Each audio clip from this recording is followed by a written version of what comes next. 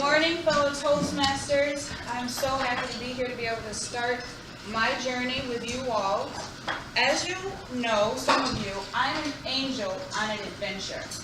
That was my icebreaker speech that I gave here, and that holds true. So I'm still on my adventure, and Begin With Myself is the title of a workbook series that I started in 2009 when I only had 2 children, and I was still learning and I was still growing, but at that time I knew that there was a lot more to life than what I was experiencing, the things that I was going through, and the lessons that I was learning. And I was determined to not only take from what I had learned, but to use it to get to an even better place in life. I wanted to develop myself.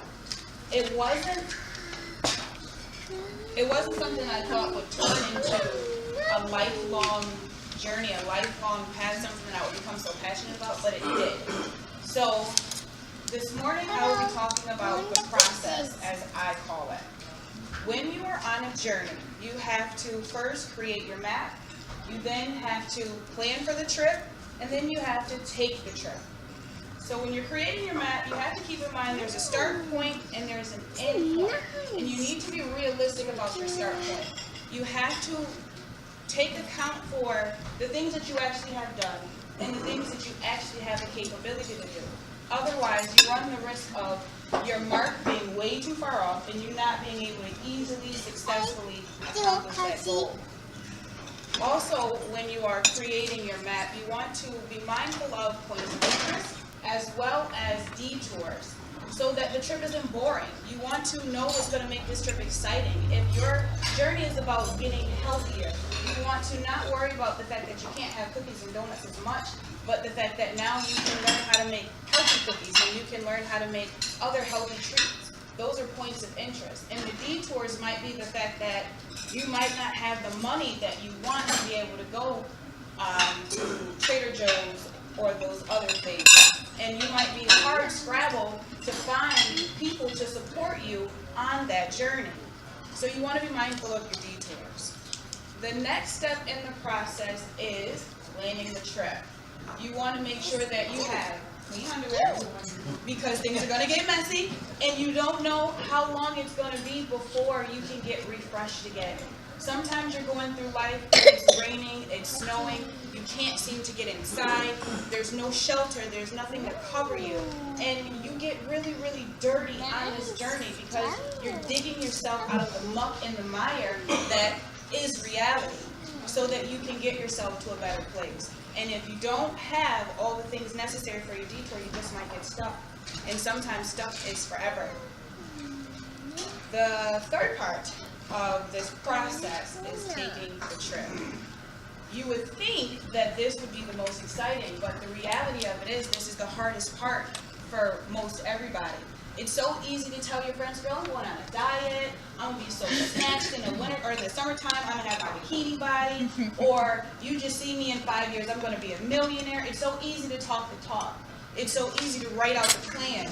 It's so easy to post all the pictures on Instagram and on social media and Facebook. But it's so hard once you've done all that to say, all right, I'm going to go. You've made the preparations. You've packed your bag. Your car is loaded. You've told all your friends, all the people who need to know that you're going on this trip. And now the only thing that's going to stop you is you. You have to get in the car.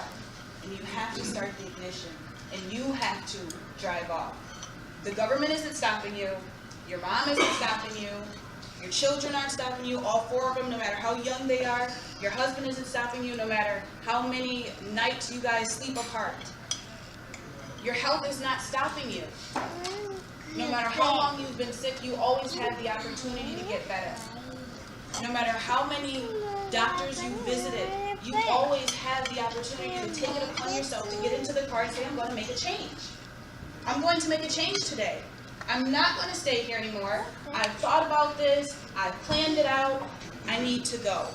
So you get in that car, you get on that boat, you get on that plane, and you start this journey.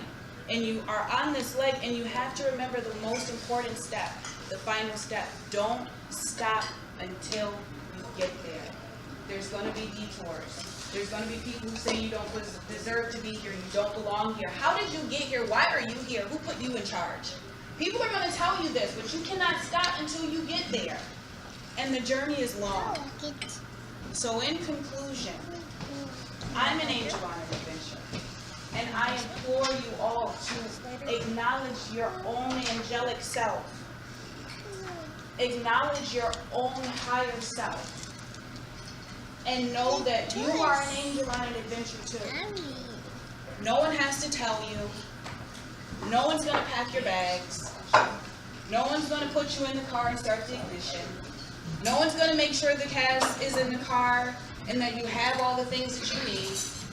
You are your own angel. This is your own adventure, your own adventure. It's not up to anyone else to make sure that it happens but you. And you cannot stop until you get there. So, fellow Toastmasters, I hope that you are enjoying this adventure. And if you take these steps, create your own plan, follow it, don't stop until you get there, you all are going to have a beautiful journey. Merry Christmas.